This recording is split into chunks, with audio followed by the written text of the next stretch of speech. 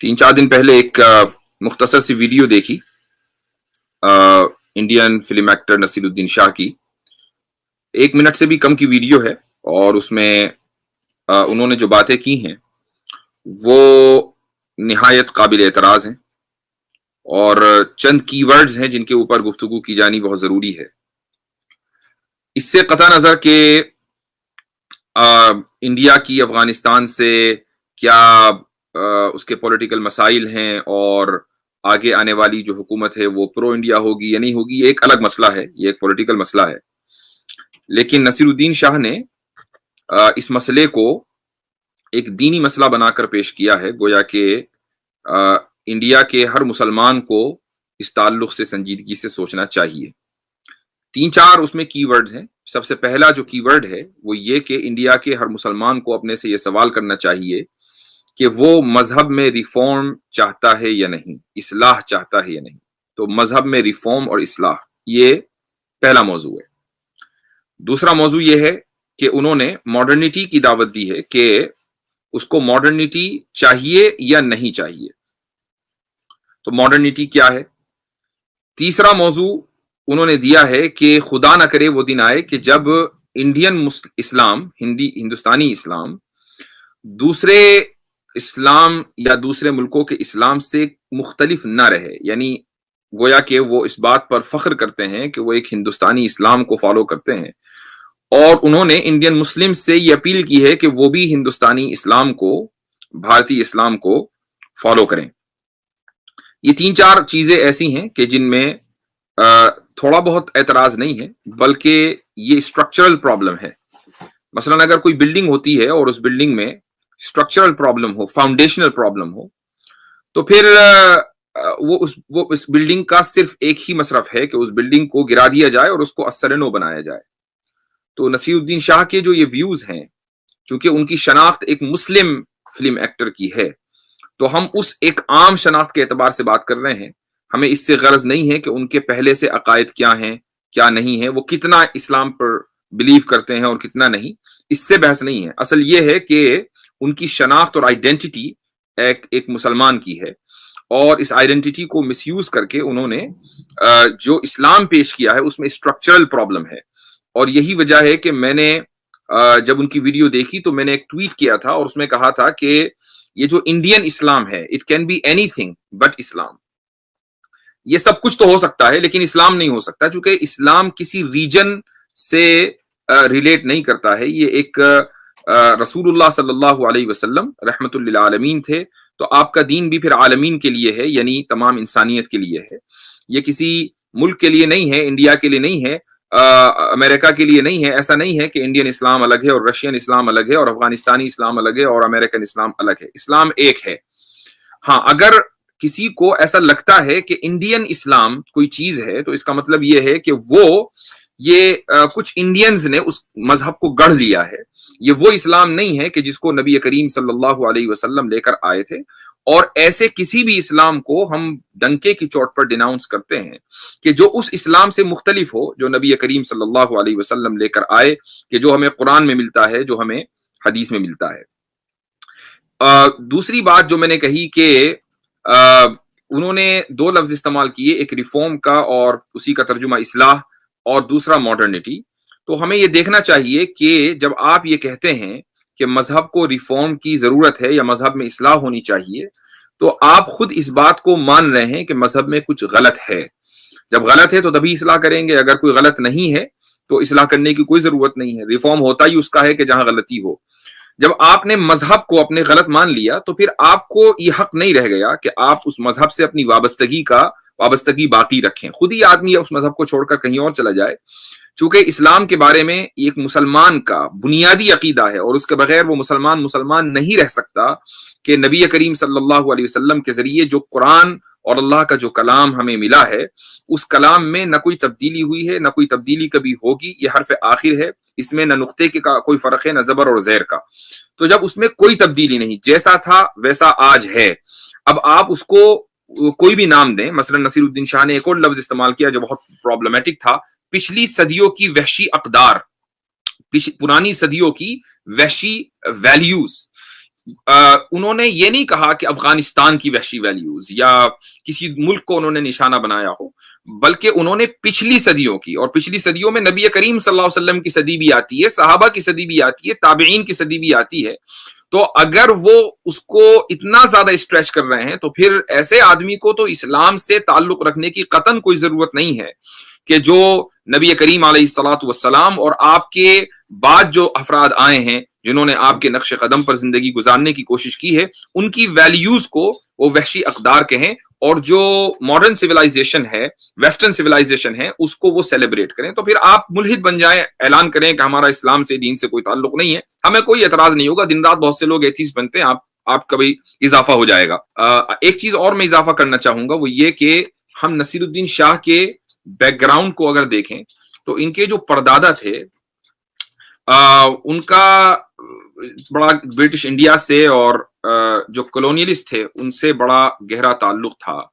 जाफिशा नाम था उनका, जाफिशा खान, और ये एक अफगानिस्तानी पुश्तू वॉर लॉर्ड थे।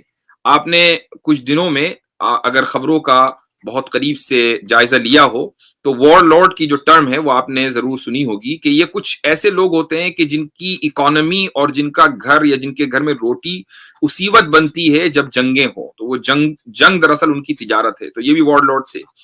जब इंग्लैंड ने अफगानिस्तान के ऊपर हमला किया पहली मरतबा 1839, और ये जंग चली है 1839 टू 1841, तो उस वक्त जाफिशा खान ने अंग्रेज का साथ दिया था अपनी कौम के खिलाफ जाकर। तो जैसे हमारे यहाँ मीर जाफर और मीर सादिक का किरदार मिलता है, तो ऐसे ही जाफिशा खान ने वही हरकत की है अफगानियों के साथ।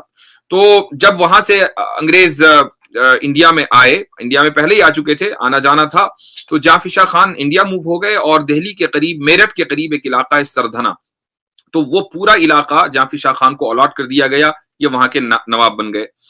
तो उसके बाद 1857 की जब जंग आजादी हुई तो उसमें भी जाफिशा खान ने अंग्रेज का साथ दिया था। उसमें उन्होंने मुल्क के लोगों का, भारतीयों का, कि जिन्होंने जंग आजादी लड़ी थी और अंग्रेज के खिलाफ उन्होंने लड़ाई लड़ी थी, उसमें वो अवाम के साथ नहीं थे बल्कि रजीम के साथ थे। तो ये इन लोगों की हिस्ट्री है। इसमें नसीरुद्दीन शाह की कोई गलती नहीं है। नसीरुद्दीन शाह आज के वो परदादा सकरदादा थे, तो हम ये नहीं कह सकते कि नसीरुद्दीन शाह उसके लिए जिम्मेदार हैं। लेकिन अगर आप किसी अपने आबा वजदाद की किसी हरकत को सेलिब्रेट करें, और ऐसी हरकत के जिसके बारे में सबको पता है, वो विकिपीडिया पे लिखी हुई है, इंटरनेट के आर्टिकल उसमें भरे पड़े हैं, और आप उसको सेलिब्रेट कर रहे हैं, आप फख्र के साथ कह रहे हैं कि हम अफगानी थे, हमारे दादा परदादा नवाब थे, फला थे, दिखा थे, तो इसका मतलब ये है कि आप उनकी हरकतों को अभी भी लिए हुए बैठे हैं। आप अगर वाकई चाहते हैं कि आप भारत के साथ हैं, देश के साथ हैं, आप इतने बड़े नेशनलिस्ट हैं मिसाल के तौर पर, तो फिर आप अपने आबा वजदाद के इन करतूत को डिसऑन करें। आप कहें कि नहीं, उन्होंने गलत किया था, उन्होंने अंग्रेज का साथ देकर गलत किया था और अपने लोगों की पीठ में छुरा घोपा था, और उनका जो किरदार था वो ऐसा ही था जैसा कि मीर जाफर और मीर सादिक। जब आप ये डिसऑन कर देंगे तो फिर पता चलेगा कि आपकी लॉयल्टी किसी मुल्क के साथ कितनी है। फिलहाल तो ये है कि ऊपर से लेकर नीचे तक के किसी भी चीज के साथ हमें लॉयल्टी नजर नहीं आती। ना आपके आबा वजदाद ने अपने मजहब के साथ लॉयल्टी की, ना अपने लोगों के साथ लॉयल्टी की, ना अपने मुल्क के साथ लॉयल्टी की। और आज हम नसीरुद्दीन शाह को देखते हैं कि वो भी अपने मजहब के साथ लॉयल्टी में कहीं नजर नहीं आते, बल्कि रसूलुल्लाह सल्लल्लाहु अलैहि वसल्लम के साथ जो वफादारी होनी चाहिए उसमें भी वो बहुत पीछे हैं, क्योंकि वो रसूलुल्लाह सल्लल्लाहु अलैहि वसल्लम की सदी को और आप सल्लल्लाहु अलैहि वसल्लम के बाद जो सहाबा की सदी है उसको, उनकी उस जमाने की वैल्यूज को वो वहशी अकदार का नाम दे रहे हैं। तो आई थिंक चूंकि मीडिया ने, और मीडिया की मजबूरी है इंडियन मीडिया की, कि एक आदमी के बयान को, जिसके बारे में सबको पता है कि उसका वो इस्लाम पर किसी भी किस्म की अथॉरिटी नहीं है, वो इस्लाम का स्कॉलर नहीं है, एक एक्टर है, ठीक है, उसकी अपनी सोसाइटी के अंदर पहचान है, हमें किसी से कोई मसला नहीं है।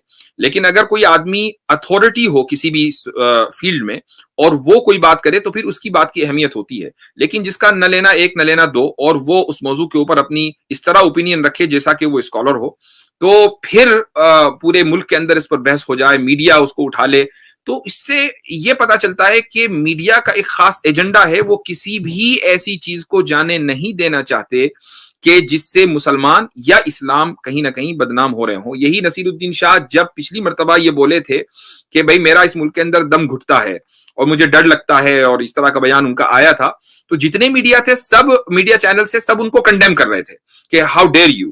لیکن آج جب انہوں نے دوسرا بیان دیا تو اب وہ ان کی کو اپریشیٹ کر رہے ہیں کہ بھائی دیکھو نصیر الدین شاہ نے تو اتنا زبردست بیان دے دیا. تو یہ دوغلی پالیسی اور ہپوکریسی ہے، اس کے علاوہ کچھ نہیں ہے. رہی یہ بات کہ اسلام باربیرک ہے یا نہیں، جو آدمی اسلام میں نہیں ہوتا اسی کو اسلام باربیرک لگتا ہے، بلکہ ہر مذہب باربیرک لگتا ہے جو آدمی ایتھیسٹ ہوتا ہے، چونکہ وہ اپنے آپ وہ ڈاگمیٹک ہوتا ہے. ایتھیسٹ ڈاگمیٹک ہوتا ہے، یعنی وہ اپنی ویلیوز کو اس لیے صحیح سمجھتا ہے کہ وہ اس کی ویلیوز ہیں. اس کے علاوہ اور ڈاگما کس کو بولتے ہیں؟ یعنی ایک آدمی جس کی آئیڈینٹی اسلام ہو یا وہ مسلمان اپنے آپ کو سمجھتا ہو اور پھر وہ اسلام کو باربیرک یا شریعت کو باربیرک کہے اور وحشی کہے، تو اس سے زیادہ افسوسناک کوئی بات نہیں ہو سکتی. اور ایسے آدمی کو کھلم کھلا یہ کہنا چاہیے کہ میرا اسلام سے کوئی تعلق نہیں ہے. السلام علیکم. وعلیکم السلام. جی ایک بات معلوم کرنی تھی، یہ جیسے نصیر الدین شاہ وغیرہ ہیں، ان کے یہ خیالات آتے کہاں سے ہیں ان کو؟ یا تو یہ ان کو تعلیمات اسلامی سے پہنچتی نہیں یا یہ سمجھنا ہی نہیں چاہتے ہیں، وجہ کیا ہے؟ یہ والا سوال تو بہت پرسنل ہے جو صرف نصیر الدین شاہی جواب دے سکتے ہیں کہ یہ خیال آیا کہاں سے ہے. اصل میں ایک چیز یہ بھی ہے کہ آدمی جس ماحول میں رہتا ہے اور اس ماحول سے اس کا مفاد وابستہ ہو تو پھر وہ obviously اس کو اسی کو انڈورس کرتا ہے، اسی کو پروموٹ کرنے کی کوشش کرتا ہے. آپ کیا سمجھتے ہیں کہ بالی ووڈ میں رہ کر ایک آدمی یہ کہے گا کہ نہیں جی مجھے تو شریعت کے اوپر چلنا ہے اور میں تو سنت کے اوپر عمل کرنا چاہتا ہوں اور قرآن کے اوپر بحرف مجھے چلنا ہے، تو اگر وہ یہ کرے گا تو obviously وہ جو اس کا لائف سٹائل ہے، جس لائف میں وہ جی رہا ہے، اس کے ساتھ کمپیٹیبلٹی ہو ہی نہیں سکتی. تو اس کو لامحالہ ایک چیز کو چھوڑ کر دوسری چیز کو اختیار کرنا پڑے گا. تو ایسے لوگوں کی ترجیحات سیٹ ہو جاتی ہیں کہ نہیں ہمارا جو لائف سٹائل ہے ہم اس کو جسٹیفائی کرنے کے لیے جو شریعت ہے اس میں چینجز لے کر آئیں اور اس میں دیکھیں کہ کہاں ہم اس میں ٹویسٹ کر سکتے ہیں تاکہ ہمارا یہ جو لائف سٹائل ہے یہ جسٹیفائی ہو جائے. اس نے نصیر الدین شاہ نے آخر میں کہا کہ مرزا غالب فرما گئے تھے کہ میرا جو تعلق ہے اللہ سے بڑا بے تکلفانہ ہے. ہر مسلمان کا تعلق بڑا بے تکلفانہ ہے. ہمیں اللہ تعالیٰ سے بات کرتے ہوئے یا دعا مانگتے ہوئے تکلف کوئی ہوتا ہے؟ یعنی بے تکلفانہ کی ڈیفینیشن کیا ہے؟ ڈیفینیشن یہ ہے کہ مجھے بڑی شرم آ رہی ہے دعا مانگتے ہوئے، بہت تکلف آ رہا ہے کہ میں کیسے اللہ تعالیٰ سے دعا مانگوں. ہمیں ایک مسلمان کو کبھی بھی تکلف اور نہیں آتا. گناہ کرتے ہیں، 10 مرتبہ گناہ کرتے ہیں، 100 مرتبہ گناہ کرتے ہیں، ہاتھ اٹھا کر پھر بیٹھ جاتے ہیں اللہ تعالیٰ کے سامنے کہ معاف کر دے. یہ ہے بے تکلفانہ تعلق. تو اس کا یعنی تکلف بے تکلف کا اسلامی پولیٹک یعنی سیاسی فلسفے یا معاشی فلسفے سے کوئی تعلق نہیں ہے. تو یہ وہ لوگ ہیں جو دراصل اپنے لائف سٹائل کو جسٹیفائی کرنے کے لیے شریعت میں، قرآن میں اور حدیث میں ٹویسٹ کرنا چاہتے ہیں. دیٹس دی ریزن کہ ان کے ذہن میں اس طرح کے خیالات آتے ہیں.